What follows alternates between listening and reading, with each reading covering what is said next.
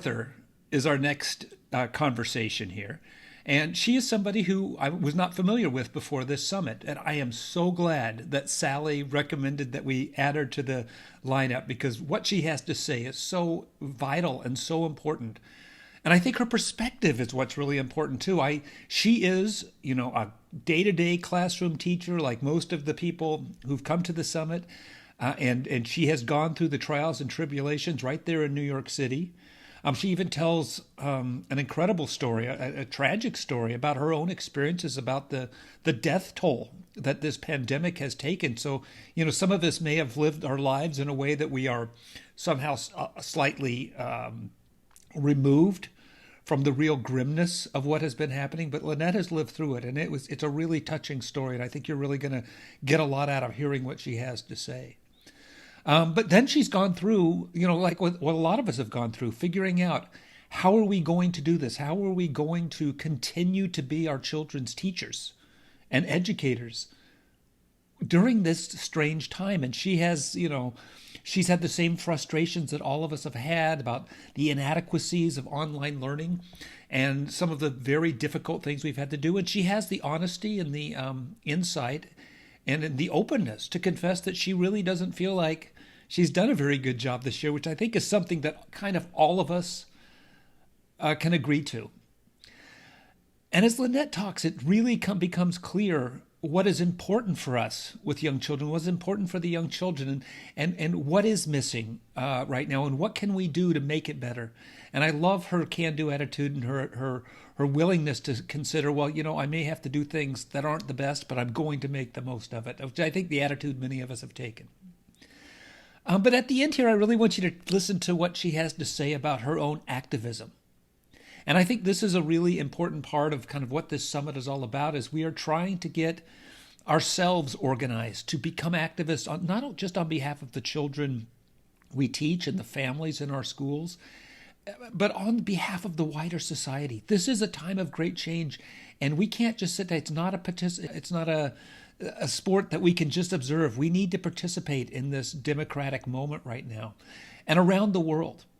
And I love her story about her own activism that she's engaged in and how she went about talking to her employer and talking to the parents of the children she teaches and really laying the groundwork so that she knew she had the support and everyone knew what she was up to so there wouldn't be any surprises. So I think you'll get a lot out of listening to what Lynnette has to say and her story, her personal story right there in what really in the U.S. at least was the epicenter of the coronavirus pandemic. So I hope you enjoy it and I hope you learn a lot. I sure did. Welcome back to the Play First Summit. I'm so excited to introduce one of my favorite early childhood educators. Lynnette Arthur is a New York City teacher inspired by the practice of Reggio Emilia. She has worked with young learners for nearly 20 years, maybe longer than that now, right? Yeah. A long time. Right, yeah. And in 2005, she attended an educators conference in Reggio Emilia, Italy, which inspired and transformed her practice, like so many of us. One of the major takeaways from Reggio was the approach of emergent curriculum. She has emergent curriculum happening in her classroom every year. She is a head teacher at the Packer Collegiate Institute and the pre-K diversity and equity coordinator. So welcome, Lynnette. You have been a regular for Fairy Dust Yes. and a favorite. I know, I've enjoyed it all these years. It's really been great. I think what the platform that you've allowed educators all over the globe to sort of tap into different philosophies and knowledge and practices, it's been amazing, and it's been amazing to be a part of it. So thank you. Thank you for having me. Yeah, and I want to also mention that how I found you was on your Facebook group, and you have a Tumblr blog, which I'm going to link below because it is so inspiring. You have a ton of followers. Yes, Reggio Children Inspired. And I started that years ago, and it really was just sort of to showcase how Reggio inspired me, the work that was happening in my classroom, and it just took off. There were a lot of other educators who were sort of on that same journey, and it just, between the photos that I was sharing and the stuff that they were sending me, like we created this platform for how we were inspired by visiting this region and learning about the way these children were learning and using recycled things for art and bringing nature back into the classroom. And, you know, although it looks so different here in the urban setting, Mhm. there's still so many takeaways. And so, yeah, Yes. so Reggio Children Inspired. And, you know, sort of what do we do is we just post stuff that people are doing to inspire you, to And I inspire have you. to just, again, one of the things I love about you is how you're more than just an early childhood educator. You're an actress, a storyteller, Yeah. you sing, and like you did stop motion production with your class. You've done, so you bring all these talents. So you really take it so much further than a lot of us do by Mhm. the very nature of you're very artistic. And yeah, I just love that. And you give us Yeah. courage, like woodworking and hammers and all the things you've done. Yes. Yeah. Thank you so much. Yeah, the acting thing sort of just came about last year. And I have a daughter. I have a daughter who's 19 and is in her second year of college. And as you may know, having older children, that empty nesting phase of life, it's sort of, Yes. you know, once you get over the initial sadness and like the, oh my gosh, what am I gonna do with myself?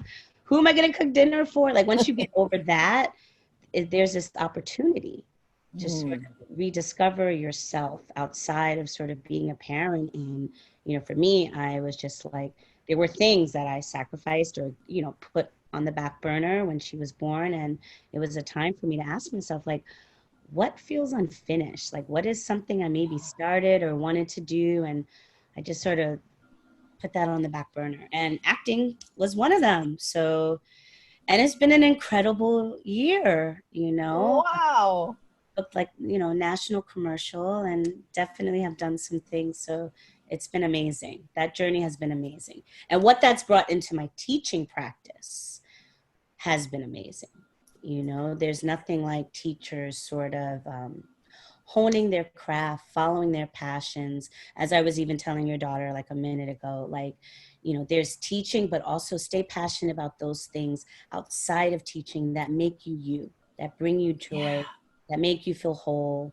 Um, that you know that is even in the under that umbrella of self-care for you. Continue to pursue those things. And I think now in this time more than ever, you know, that, you know, with the quarantine and the lack of Mm.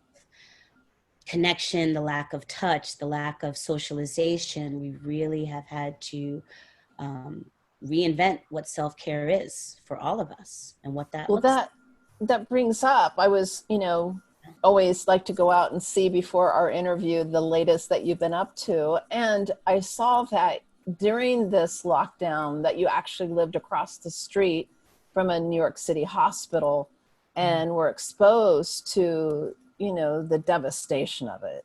Yeah. I almost can't say it without crying what you were exposed to. And I just wondered, how was that for you and how did you make it through that? Yeah. And for those who may sort of not know, I'll explain a little bit about what was happening. I live across the street from a hospital, and which has been great. Like when my daughter was young, it was great to have the emergency room so close if I needed it, right? And just as a person, it's great to literally have it right there. When this started, maybe about like 2 weeks into it, I saw these huge white trucks being pulled into the back, Mm. and it was sort of facing the back of the hospital. So this was sort of the part that no one was supposed to see. And I didn't understand what they were. And then I understood. They literally brought out body after body after body after body and put these bodies into this truck. And it was like seemingly never ending. And I just have this moment, this day in my head where it was one of the days I first started noticing it. And they had this body outside of the truck waiting to be put in the truck. And you know, when I looked, you know, it was there at like 10:20. And, you know, and then I was like, hey, I can't look. And I would go away and I would come back 10:45. It was still there. You know, 11 o'clock, Mm. it was still there. AM, you know, 12:15, it was still there. Like this body was literally out there for almost 50 minutes. And it was raining that day. That was the other thing. It was raining that Oh, day. And I just remember thinking to myself, like, that is somebody's loved one waiting to be taken care of, waiting to be honored, waiting for, just waiting. And that, I think then I literally had to close my curtains, and I had, Oh, you know, yes. God, for friends, they were like, close your damn curtains. Like, you can't look at it. But there was this part of me, when I asked myself, like, why did I keep looking that day? There was this part of me, like, I wanted to keep checking and make sure, like, that this person was going to get taken care of. And I was literally like minutes away from calling the hospital. Like, we're seeing this, like, I'm seeing this, I'm seeing that this is going on.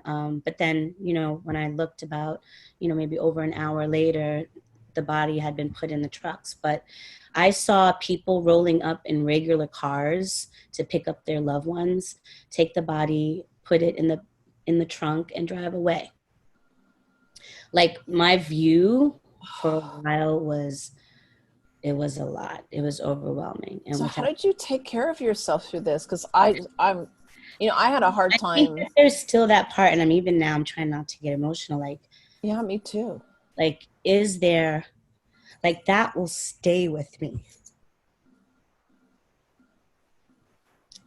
Yeah, it will. It'll stay with me, and I'll be old.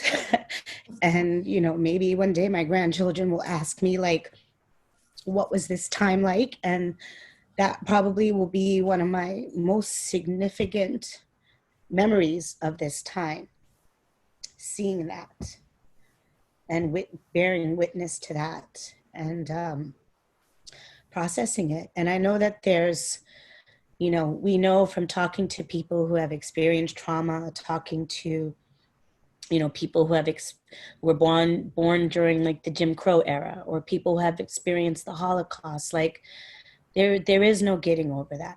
No, They no, just become seared into your memory. absolutely. Time, yeah. So What and did you? even crying, self-care is that, right? Like, Right. I don't apologize anymore. Like, I feel like me before this would have been like, oh my God, Sally, I'm so sorry, I didn't mean to cry. But, like, you can't help but to cry sometimes, right? There's healing in our emotions. It's what we teach our students.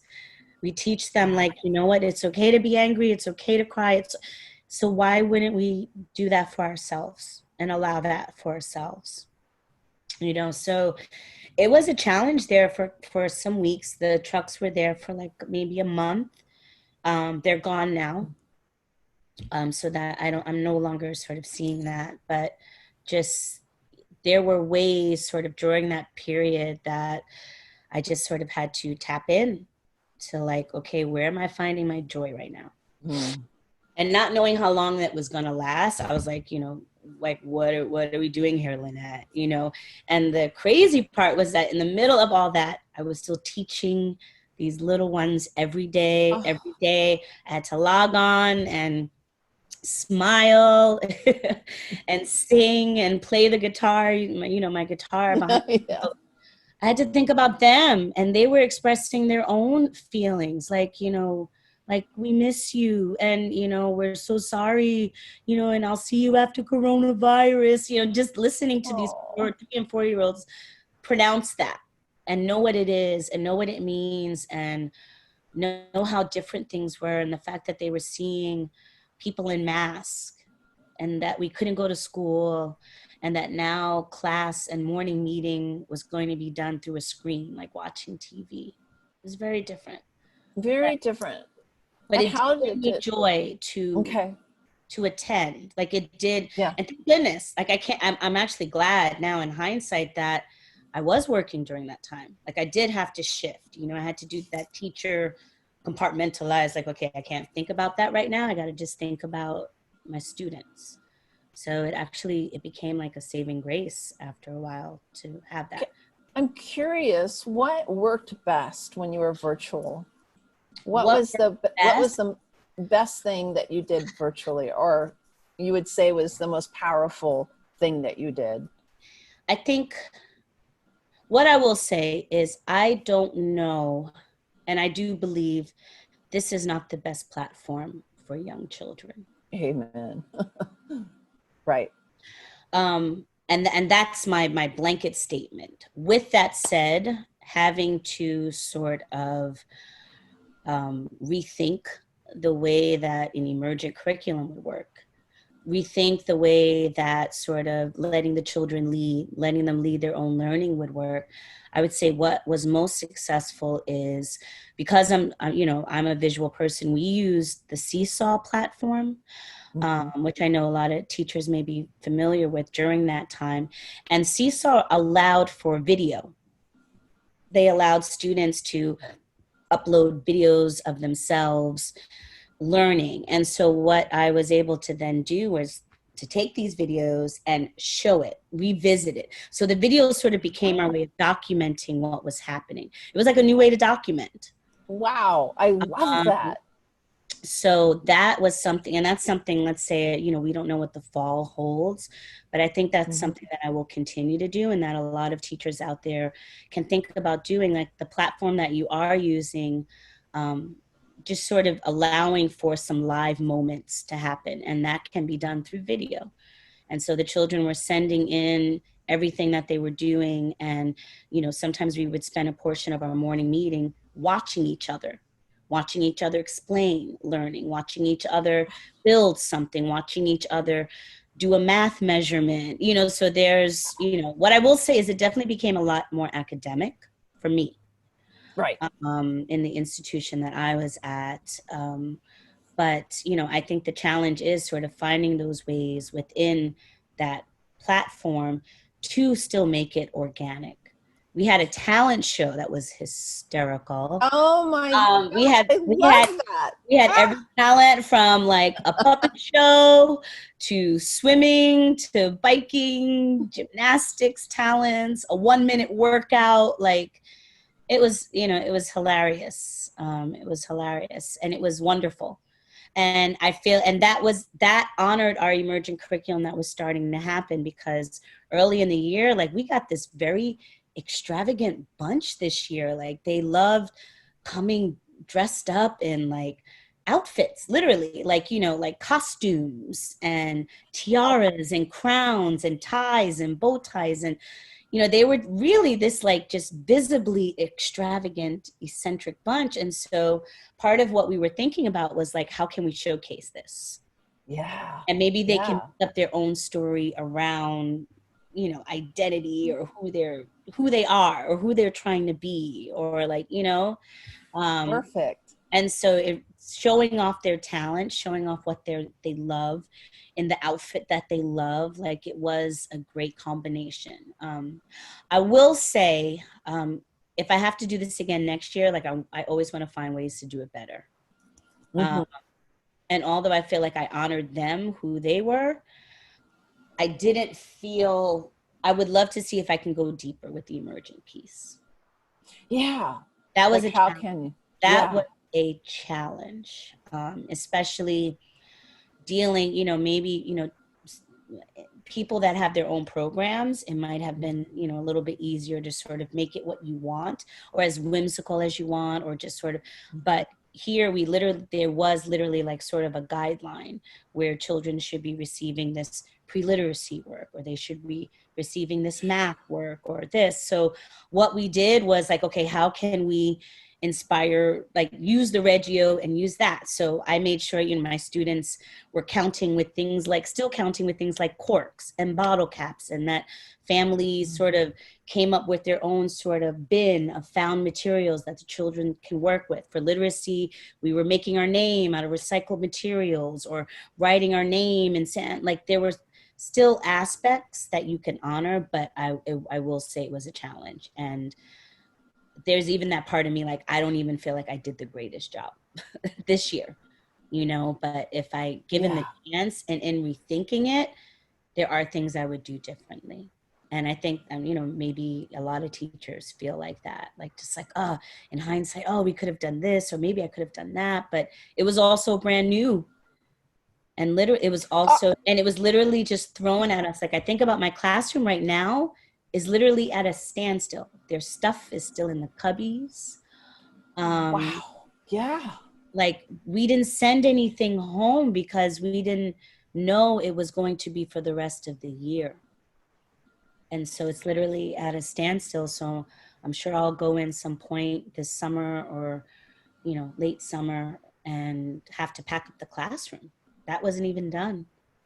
There wasn't time. There really wasn't It time. was. So I'm curious as well, looking at going back in the classroom, will you have the social distancing? Will you have some of those things in place? And have you thought about how you'll deal with that? Yeah, apparently, as of right now, from what the CDC has sort of recommended, there are all these protocols, and all of them, to me, Sally, sound horrible. Everything from limiting parent access to the building, children sort of staying with one teacher all day, not being able to sort of have different adults in the classroom, children not being able to share toys, not being able to share Right. crayons, like everybody having to have their own thing.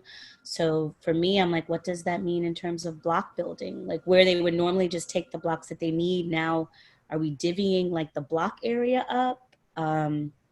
So in terms, everything, nothing sounds great to me right now. I'm hoping that by August, maybe there is a change. But as of right now, what it's going to look like, it looks very different than what it was. And as we know, young children, the socialization piece is so important. And Everything. we have to find a way to relearn or rethink how we socialize. So there, in turn, we are now teaching the students a new way to relearn and rethink how to re-socialize. And I don't know, let me wait for the motorcycle to go by, but I don't know how I am keeping like 21, 3 and 4-year-olds off of each other right now. I don't know how I'm keeping masks on 21, 3 and 4-year-olds right now. That's going to be interesting. And then that's the other thing they're talking about, like splitting up the classes. So does this mean, you know, for my teaching team, like we would each get kids, and then where are they putting the other half? Or are they going to split up the day and have like 10 come in the morning and 10 come in the afternoon? So we're still not sure how it looks. But right now, some of the different scenarios that they've thrown out at us, which is this, sound crazy. So like our water table. And right, are they asking early childhood educators what's going to work? Yeah, I think, you know, no, they're not. No. They're not. Because I think there's that part of it. And, you know, I don't know how other people are feeling, but like we really don't have a choice in this. We know what works, you know, but I don't know, even though we know what works, I don't know how feasible that is going to be with this, given this virus that, you know, we don't know families, and they want the same families, you know, to be in the same classroom. It's like, for example, I heard that if, you know, a classroom has twins, both those twins have to be in the same classroom, because there's all this thought around like cross-contamination and sort of containment, and how, you know, the best practices for containment. So it just sounds, I don't know what it's going to be like. We could do another interview when that starts, because I don't know. I don't know what that is going to feel like, you know? Yeah. And just hope that it doesn't turn out like that. Yeah. Yeah. They were even talking about like partitions, like plexiglass partition, which I'm like, nope, not in my classroom. Like not in my classroom. Like I'd rather fight the day keeping them off of each other and away from each other than plexiglass. We're not doing that, you know? I agree. So I don't know how much control other centers and institutions and schools have around that, but when you can speak up for something that you know would help, speak up. You know, if there are ways around it, I would definitely say, you know, use your expertise. You know what works best. You know what these students need. You know how children develop. So use your knowledge, you know. Absolutely. And unfortunately, being in a like New York City, you don't have the great outdoors in the backyard to go to. No. But, you know, a lot of people are saying we're going to go outside and have school outside, which is a brilliant solution, except when you don't have a huge amount of And you outdoor can space. have that. And even now, like the playground, they're talking about, we may not be able to use the playground like we were. Wow. What does that mean? You know what I mean? Like Wow. meaning like before, when the whole entire school would take turns, different grades using the playground, let's say that's cut out and we're not using the playground anymore because there's too much cross contamination. Or, unless schools are disinfecting it after every class's usage. Like, it's going to be something altogether different.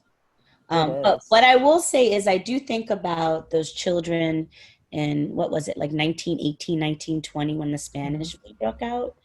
And, they didn't know we didn't even have the online learning then, so what was their experience like and how did they turn out? Like, I think about, like, there are children who have had some sort of, interruption in their learning, there are homeschool already, set up that have been successful. So I think that's the other thing I've been learning a lot about is the homeschool world. Yes. And what Oh, works, but even with homeschool, they have their own method for socialization because they understand that. So, but in terms of like activities and just the organic learning, I think tapping into some of these great homeschool websites that are already set up could definitely benefit and inspire this new way of teaching.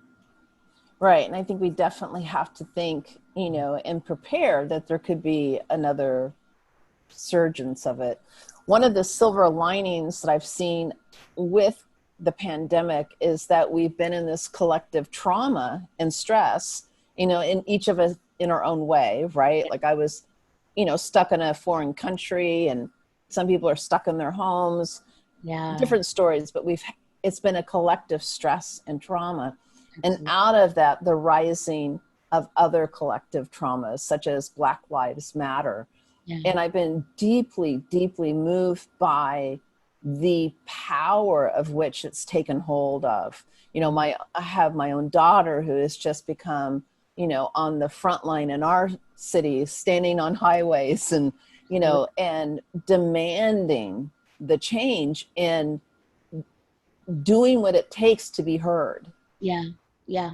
And I've been out there too, with just like your daughter, Abby. I've been out there too on the front lines, marching, protesting, protesting and then teaching, and for my, students, my Black students, even my students that are just students of color, be it Asian or Latino or, East Indian, like just out there marching for them, for their lives, for the lives of their family members and their loved ones.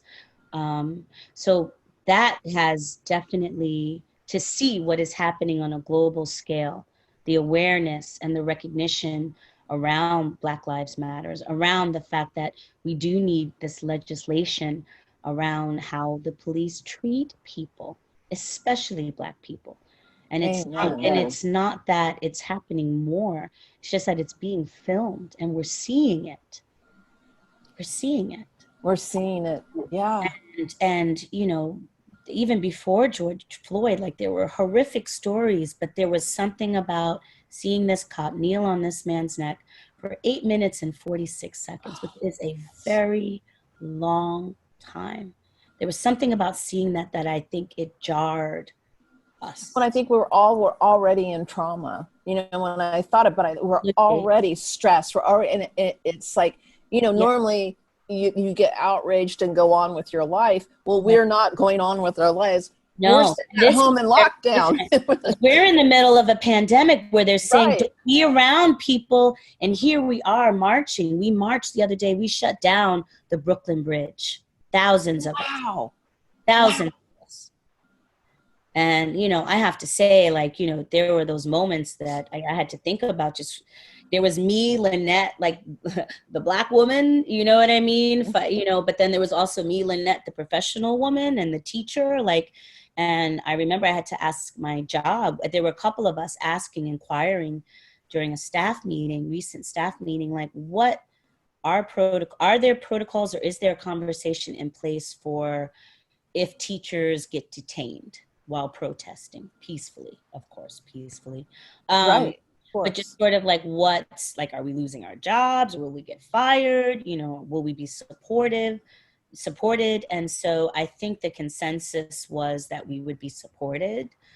However, that's not in writing, you know, Right. so there was that point that I had to think about it. And there was this moment I remember on the Brooklyn Bridge. We started out at Cadman Plaza, which is not far, maybe a couple blocks away, and we marched to the foot of the bridge. And they knew we were coming because they had cops sort of lined up at the base of the bridge. And the cops literally were blocking where we wanted to walk. So there was that moment of Wow. sort of tension where people were like, let us walk. We just want to walk peacefully, whatever. And so what I will say is they sort of steered us to one path so that cars could pass on the other end.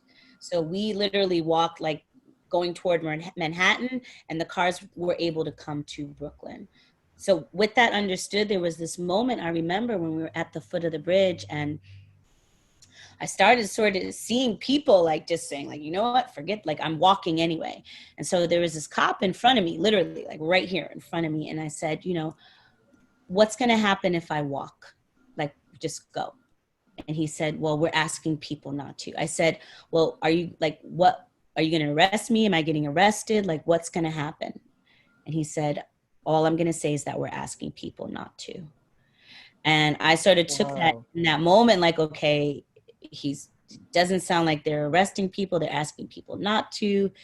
All right, Lynnette, like, here we go. And I sort of, and I just did it, you know, and I didn't get arrested. Like there were enough people, you know, like I just like it again, I really do feel like there were, you know, God or whatever you believe, like definitely was sort of with me in that moment. I didn't get in trouble, but that march was Could have powerful. gone that way. It could It have could have gone. gone that way. You don't But know. there's Right. that point, like you don't know, you know, and so, and if it had, it would have been like this teacher, you know, but yeah, I thought about that in that moment, and having But that. also, what a message for the children in your care to say, I Absolutely. care enough that if they arrest me, come on, you Yeah, know, because I think that's what it takes to change things. We have to be willing to I let stand. my parents know, I let the parents of my students know that I was out there protesting, just in Yeah. case.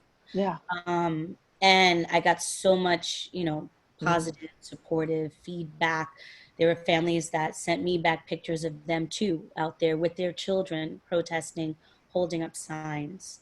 So I think one of the things that I'm learning through this is sort of what it means to sort of speak out. And maybe not everybody, you know, can be out there protesting, should be out there protesting. There are many ways to speak up against this. There are many ways to help promote this legislature, these laws. There's many ways to sort of advocate for this cause, that don't necessarily have to involve protesting. For me and who I am, um, I needed to be out there and feel like I was out there in support. And when we marched over the bridge that day, we marched with Terrence Floyd, George's brother, and just to support Wow. his family like that, to know, for his family to know that there are thousands strong who support.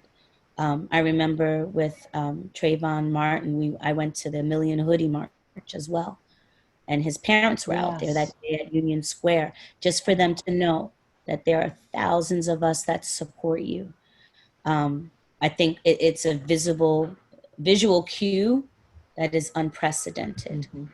So It is unprecedented. And yeah, taking global stand, you know, like I'm in Paris and they're marching in Paris. They're mhm, marching around the world. yeah, they I mean, are. it's massive. It's in it, you know, it takes me to my knees, Yeah, you know, and finally. and the thing is, like, you know, the excessive force is like pretty like it's the main thing. Will these protests stop racism? No. No, right. It's so deeply embedded into our Mhm. psyches. But what what it may do is, remember when we marched for Dr. Martin Luther King's birthday to become a holiday? Yeah. Passed that law. Yeah. When I think of the civil rights movement with Dr. Martin Luther King, and just what they're marching, what it was able to do, the laws That's it. they were able to change, you know, and the fact that we can sit anywhere we want, we can marry and love who we want. In law wise, does it change the thinking? Not necessarily, but it gives civil rights. It gives just, you know, like it gives just due. Like there has to be some sort of things set in place. So it won't stop racism, but I hope that it will inspire some changes. I agree. And before we started into this conversation, I said, I even saw, as much as I hated that, some business owners lost their businesses who were, unexpected, Yeah. but at the same time, to be heard sometimes is messy. Not that I advocate for that, but I see that it did produce a result, that it Yeah. did stop, police in their tracks, because precincts were taken over, it's like, how much does it take for our lawmakers to hear Yeah. this cannot be tolerated anymore? Absolutely. Exactly. I think And of whatever it Stonewall. takes. Yeah. It's, you know, it's Pride Month, and I think of Stonewall and Yeah. what that uprising did. I'm not even going to call it a riot. What that uprising did, you know, when those young people were literally like, no more. We're not going to be, we demand to be treated better, you know, Exactly. and they inspired change. So my hope is that this will inspire change too. And it's already started. Change has already started, Yeah. which is Yeah. goodness. Thank But, goodness. but it has been quite a few months. I will say, Ooh. Stephanie, it has been quite a few months. Well, I want to ask you, as early childhood educators, going back to the classroom, even virtually, Mm, taking a stand for anti-racism, yeah, is there any guidance you would give us in terms of the classroom itself, or the conversations around? Because again, just like the pandemic, conversations are going to come up with the children about COVID, right? absolutely. And I think that we have great opportunities ahead of us Yeah, with children. And yeah, how do we seize those moments? absolutely. I definitely have some advice on that. Yeah, because I I think think it's that that's sort of my, powerful. you know, my expertise. What I will say for educators who are looking to sort of like what to do when we get back, right? What to do around all of this tension that is in society, what to do, how can they sort of include this diversity and equity and anti-bias work in their own practice. There are so many resources. There are so many resources. You know, you can look online. You can use friends. Um, you know, there are so many ways to expose the children in your classroom to other cultures. Exposing them to the way children in other cultures learn and have fun. Um, I think, you know, whether it's something as teaching songs in other cultures, sending home the words, or having parents come in and share. I think for more homogenous communities, you definitely, there's so many, diversity comes in so many ways, right? So even the Yes. books that you have on your shelf, the things that you're teaching, you know, the talks Mm. that you're having, normalizing them. And I know for some it's so, that uncomfort, that discomfort around the topic, it can be hard, but lean into that discomfort. Lean into what about that is, you know, sort of unsettling. Or just even like, you know, if you're worried about it snowballing, like what are those fears? And, you know, even that Mm. can be, you know, sort of combated. There are resources for that. There are so many articles that have been written now explaining race to children, explain raising anti-bias children. Um, there is so much work around just anti-black curriculum, the changing of our language, you know, stop not referring to Black people as slaves or former slaves, but as enslaved. Because when you say enslaved versus slaves, like you're giving these people a story, right? If you're teaching children that this was something sort of that wasn't their will, it wasn't their choice. So there's even language around like the LGBTQ community, like language around how we refer to them, asking children, how do you identify? Asking people, how do you identify? Like there's so much language and so much work that has been done. So the resources are out there. And if anybody, wants to inquire more, like I'd be happy to help, but there's so many books. And I know from our last session, any book can be a diversity book. We talked about that. You can pull a social justice theme from anything. I remember, it's such a vital part of my curriculum. So for the remote learning, we read a story every day still. So Big Al, which is one of my favorites, which is about this fish that looks all scary and no one wanted to play with him, but then he winds up like saving them. And then he gets caught in the net. There's this like spoiler alert. Then he saves the same group of fish that were sort of ignoring him and being so shady to him. He saves them from a net, like he chews them out and he frees them. But then he gets caught in the net, and like it's just all about like how we treat people that look different from us, how we treat people that look different from us. We can start that very young. That conversation can be had very young. It should be done very young. Absolutely. I definitely think part of that work is also discovering what we as the educators and as the adults take into our classrooms. And we all have biases. I even have them. Like everybody has them. There's things that you grow up hearing, things that you grow up seeing that sort of shape our thinking.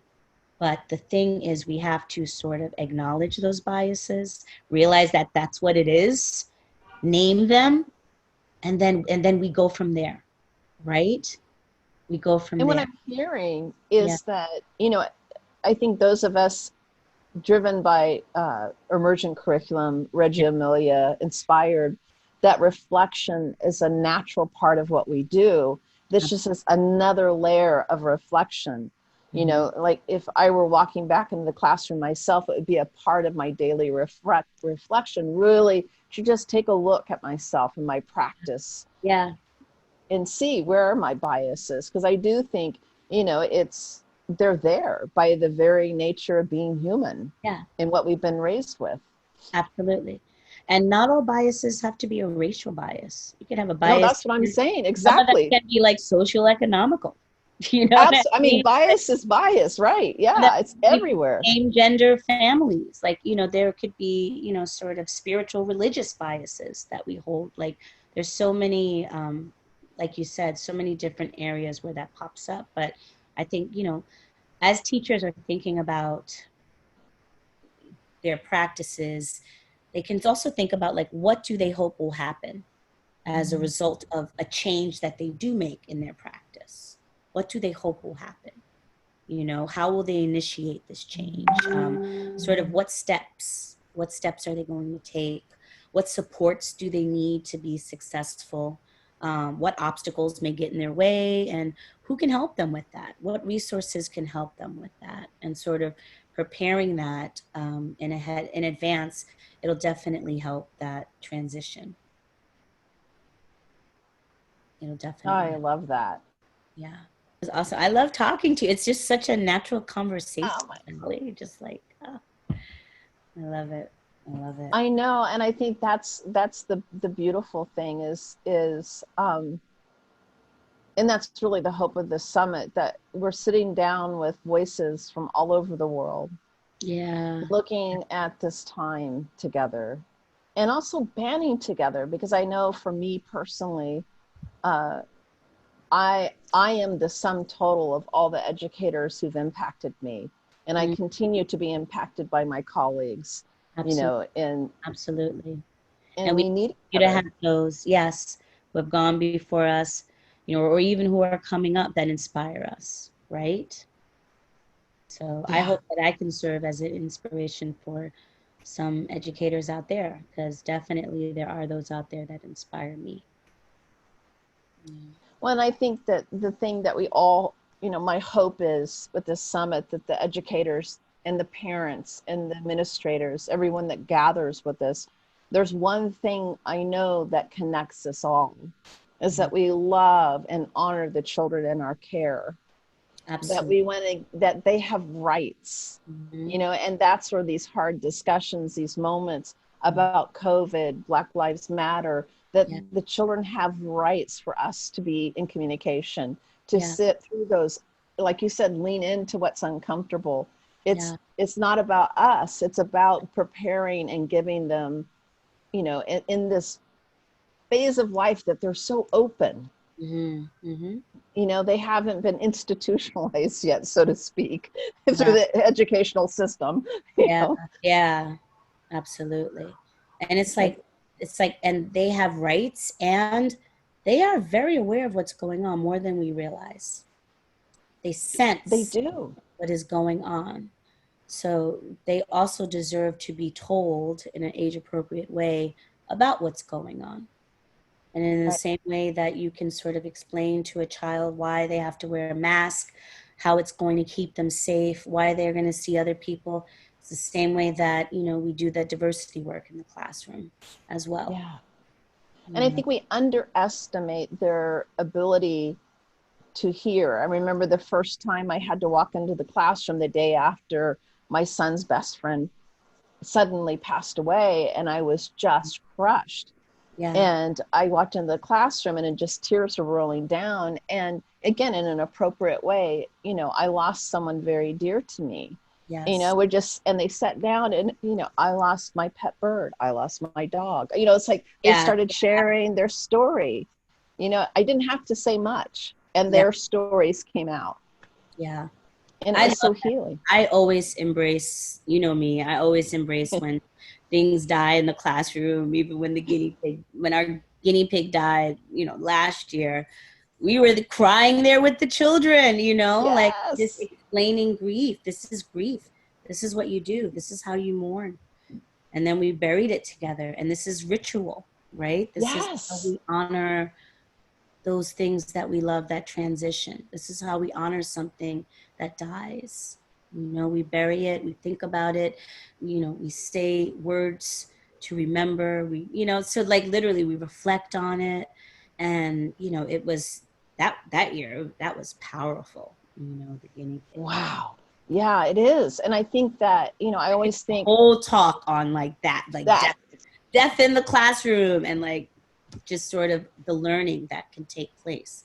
The I'll human. make a date with you. Okay, We'll have that interview. maybe that's next year's, absolutely, like winter conference, like topic, like yeah. Yeah. And especially now with COVID, like I don't know how many children have had relatives have passed away. So I think there is going to be a lot more talk about death in the classrooms, and it's Yeah. something teachers are going to have to get a little bit more comfortable with, and find their, I don't know, like find their middle ground and sort of how they can help facilitate these conversations with young children.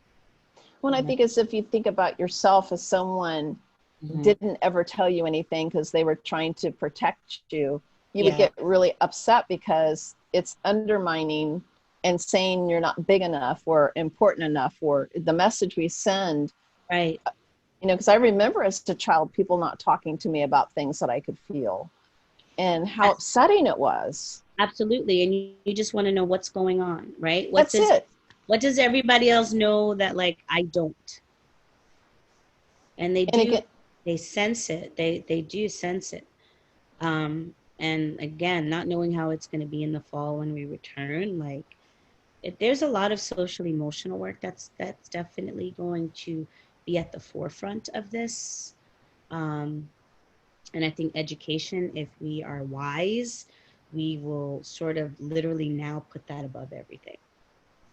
exactly. Put that even above the academic, the social, emotional processing, self-coping, like that piece of it is going to be very prevalent, I think, at the beginning of the fall, even now, but especially when we go back.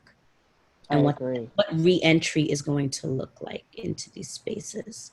You know, we're going to have children who are going to have fears, going to be scared, you know, or just, you know, or going to be processing what they were told by their family. You know, like there's going to be a lot. A lot. Mm-hmm. Yeah, that's why I say, you know, we're all going to be walking back into trauma-informed classrooms, And then whether the you're teachers, absolutely. preparing for it or not. Absolutely. Right? The teachers too, you know, this has been a traumatic time for a lot of educators. I have colleagues who have lost parents. I had students' parents, you know, like parents of my kids who have lost parents. Like, you know, there are people who have been lost through this. And, you know, families have had to sort of deal with it very sort of secularly. But now, once these children come back into the population sharing their family's story about, you know, their losses or just whatever, like that's going to be a lot for them to process, and we're going to have to literally help the entire class process this, and ourselves, of course, and And ourselves. ourselves. Mm-hmm. Yeah, it's a time to build that community, Yeah, for sure, of sharing and that it's safe for them to express themselves. absolutely. Well, Absolutely. this has been such an incredible conversation, full of, as always, As always, incredible nuggets. Thank you. Oh my So goodness. much. And Thank you for just always being such a great supporter. Like, yeah, you know, I definitely have people that hit me up like, you know, we heard of you from Sally, you know, and I'm just like, oh my gosh, thank you so much for what you do, for how you've grown over these years, Sally. And, you know, just, I've watched your conferences grow. I've watched them grow in just terms of what's important to you, even the diversity piece. So yeah, thank you for that. Thank you for yeah. Thank you for holding space in your platform for that, for seeing a need and meeting that Yeah. need. Thank you. Oh, Yeah. thank you for And always being shout a out light. teacher Tom. Ah, Shout out right? to teacher Tom in the building. Yeah. Oh my gosh, that man, he can Love it. speak it. He can bring the truth of, you know, what it's all about. Yeah. Yeah. Oh my gosh. Well, Yeah. I just adore you as always. And thank you so much for always taking part, for always saying yes. Of course. Of course. Of Yeah. course. Absolutely. Thank you for having me. Thank you so much.